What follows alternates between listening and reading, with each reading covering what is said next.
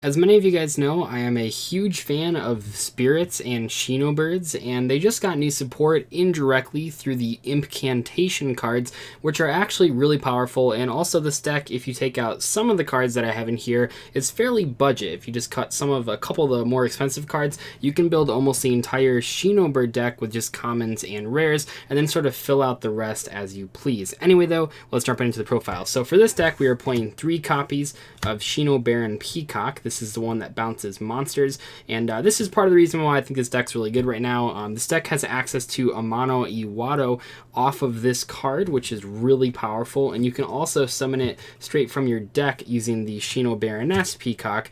And these cards are sort of the bread and butter of the strategy, and they're also just really powerful. I've used them in a lot of live streams, I've used them in a lot of real life duels. Part of the reason that these cards are so powerful is that they each have bouncing effects that are not targeting. So this card bounces up to 3 back row on your opponent's deck, and then the original Baron, the man one I guess, bounces cards that are on your opponent's monster zone back to their hand. And then in both cases you get to special summon a spirit either from your deck in the case of Baroness or your hand in the case of Baron. So that's kind of like your main win condition, and with the new Incantation cards you actually can summon both of those on the same turn a lot of the time, which is cool.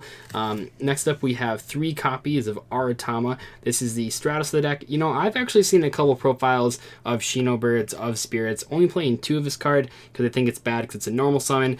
Maybe it's because I play my special secret Dzeeff tech of Brilliant Fusion. I don't think this card is like bad at all. I think it's perfect. You really just want to search out whatever you need. If you need a ritual monster, you can grab it. If you need a Nikitama, you can grab it. If you need Amano Iwado, you can grab it. Just a really good card. And then to go with that, we have 3 copies of good old Nikitama. This card's really powerful. The main reason that we're playing 3 copies of this is because we want to activate it as many times as possible in a single turn. It is not a once per turn effect. You just have to, anytime it's sent to the graveyard, while you control a spirit monster, you get to draw a card. That's really, really good. You can combo with the Brilliant Fusion, you can combo with the ritual summons, you can combo with link summoning, with exceed summoning, with all sorts of stuff. This card's insane, and as many free draws as you can get is what we're trying to do here. So we want to play 3 copies of that. So that's sort of your 12 main monsters. The card that you're special summoning a lot is the aforementioned Amano Iwado. Yeah, you probably saw this card with True Dracos, but it actually fits really well into a conventional spirit strategy as well. This card just shuts down all monster effects besides spirits. Now, what people don't think about this card is, oh, you have a whole bunch of spirit monsters in your deck, and a lot of times your opponent will just think that this card is just a skill drain, which it's not. So you can actually still do all of your spirit effects, which is really cool. And the other cool thing about this card is that it only stops activated effects, because you can't, it just prevents people from activating them, which means you can get that Gem Knight Seraphonite extra normal summon even if you have this card on the board. Because if you, let me just show you Gem Knight Seraphonite real quick. If you have Gem Knight Seraphonite, you will notice that this card does not have a colon anywhere, a semicolon or colon, doesn't really matter. It just has, you just get an extra normal summon. So that's really useful. It means that you can still have this card on the board even if you draw Brilliant Fusion. Really powerful, and it also prevents all your stuff from getting hit by hand traps, which is obviously really good. Now, the Impcantation cards are the new ones. We have, then they're actually getting more support. The first one is Incantation Candle, and the second one is Incantation Talismandra. So these cards basically have the same effect, just a little bit different. Both of them let you reveal either a ritual monster or a ritual spell, depending on which one you have, to special summon it from your hand, and then you special summon the other one from your deck. Now, what the other one does when it's summoned is search whatever you didn't reveal. So in the case of Incantation Talismandra, you have to reveal a ritual monster to summon it from your hand, and then you summon this one from your deck. So at this point, you already have a ritual monster in your hand, because that's how you summon this thing in the first place. And then when this guy summoned from deck, you can add a ritual spell card to your hand, and then vice versa. So if you have a ritual spell card and you have this guy, you can special this guy and then special this one from your deck, and then add a monster card. These cards are ridiculous. They don't necessarily fit in every single ritual deck, mainly because they both have the drawback that you can't special summon extra deck monsters while they're on the field. Now, in the case of this deck, every single time that you can summon these cards, you can immediately get them off the board with the Shinobirds Calling, because they're level 10 total, level 4 and level 6, and then your monsters are level 8 that you're trying to ritual summon, so you can just get rid of both of them right away, and then you can continue with your turn as normal. The other important thing is that these don't just lock you out of the extra deck like for the turn that you summon them, it's just when they're on the field. As long as you get them off the field, you can summon extra deck monsters before and after they're on the board, which is really cool. So these cards are really good. I think they're going to be good in a lot of different ritual strategies in particular, but I think I really like them in Shinobirds just because you can get them off the board immediately, and you really want that extra searching, because really what we're trying to do is summon the Shinobird monsters as many times as possible in one turn. Now the other big normal summon of this deck, besides the Aratama, is going to be Manju of 10,000 Hands. You got to play this card. It's way too good. It searches whatever you need. Once again, you can now see with the new Incantation cards, we have so many ways to see our combos. We have the Manjus, we have the pre-prep, we have the Impcantation cards, we have the Aratama even. We have so many ways to actually get to our ritual summons, which is really powerful. So yeah, obviously 3 of that card. And then we're playing 2 Gamma Seal. I don't think this card is particularly good this format. I think it's just okay. However, in this deck, it's really good because you can bounce it back to your hand with Shino Baron, and then you get the special summon from your hand for a spirit monster. So you can just keep repeating it over and over again. That's actually a really cool combo. So I like that a lot. And then the last card, one Loyal Gem Knight Garnet, best card in the deck. You gotta play that for Brilliant Fusion. For the spell cards, moving on. 3 copies of Shinobirds Calling. It's basically just your standard ritual spell card, I guess, except that you can banish spirits in your graveyard. Usually the first time that you use this, you're using the Incantation cards. Afterwards, though, you can banish spirits in your grave. Obviously, this does trigger Nikitama. That's really powerful, and yes, it's a good card overall.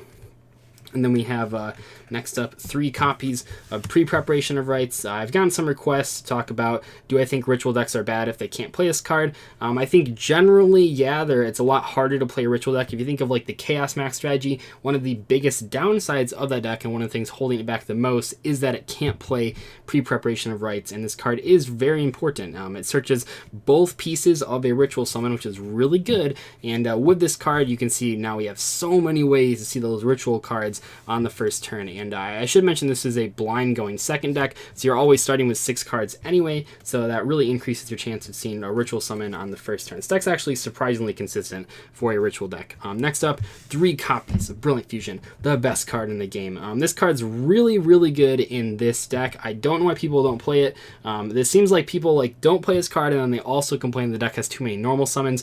The deck doesn't really have that many normal summons, but you can get clogged down with like double Manju or Manju Aratama.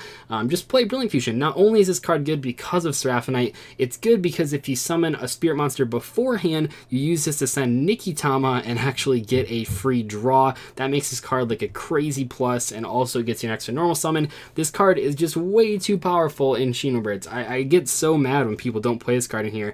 I know people just don't like playing Brilliant Fusion. I get that. I get people don't want to draw the Garnet or whatever, but this card's so good in this deck. If you're playing this deck and you're not playing Brilliant Fusion, definitely just give it a try, because it's way too powerful, which I've said about a lot of the cards in here. I think that's why I like this deck a lot. The last 2 spells, we have 2 copies of good old Pot of Desires. Basically, the entire deck is 3 ofs besides that 1 copy of Garnet. Actually, almost all the cards. I think there is 10 or 11 3-ofs, maybe 12 3-ofs, 36. Yeah, I think it's, or 11. I don't know. It's like right around there. The deck almost was just going to be 13 3-ofs and then 1 1-of. That would have been pretty funny, but I didn't get around to doing that because I don't have the guts. But yeah, Pot of Desires, really good. You almost have no cards that you care about banishing. Even if you banish the Garnet, I mean, it happens sometimes. But yeah, this card's good. A lot of times, it sounds weird, but you definitely just want to use the Desires first. If you have pre-prep, the pre-prep in most cases is actually much better to resolve than the Pot of Desires. It's also worth mentioning that you oftentimes do not get hit by Ash Blossom in this deck because of a mono Iwado, which can stop the Ash Blossom from activating, so your Desires always go through. The last card in the deck, we're not playing any conventional hand traps, but we are playing Infinite Impermanence.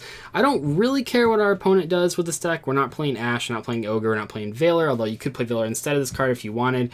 We're not playing like Reaper or anything. We're not playing Evenly Matched either. This is the last card in the deck, but I just like this card a lot in this strategy. I think one of the biggest issues with this deck is when you go second and you need to play against like certain pieces of disruption can be tricky, like Tri-Gate Wizard or stuff like that, and hopefully you can Infinite Impermanence them before they make that crazy board. But this card is just flexible, and I think that's what this deck really needs. You certainly have ways to deal with monsters by bouncing them. You have ways to deal with back row by spinning them.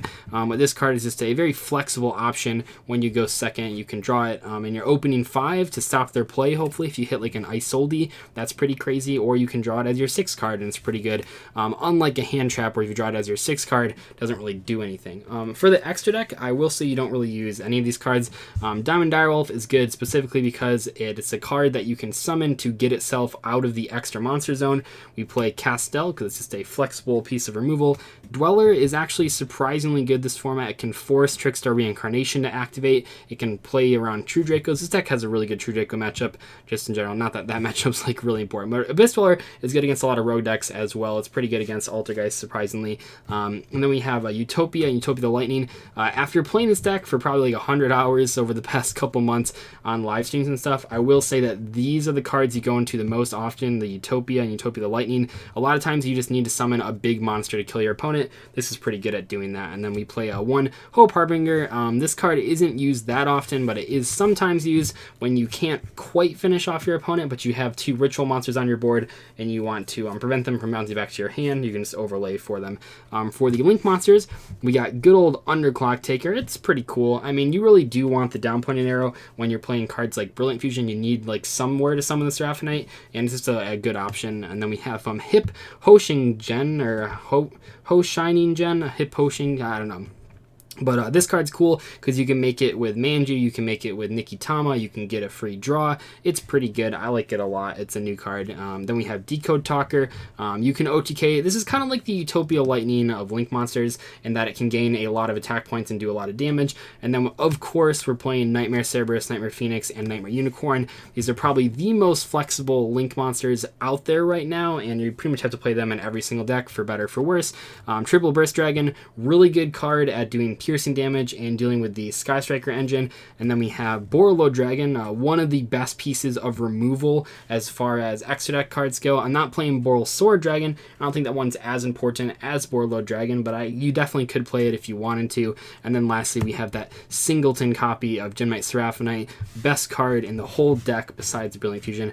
Anyway, though, that is going to wrap it up for my Shinobird Incantation deck profile. Hope that you guys enjoyed it. I do think this deck's really cool. I think the Incantations actually do make a notable difference when you're playing this strategy. You just see the ritual summons so much more often, and I think Amano Awado in particular is actually positioned very well against the current metagame. Totally just shuts down Firewall and Trigate Wizard and all those types of effects. You just normal summon it and they can't do anything. But hopefully you guys enjoyed this profile. I'll see you later. Thank you so much for watching. Bye.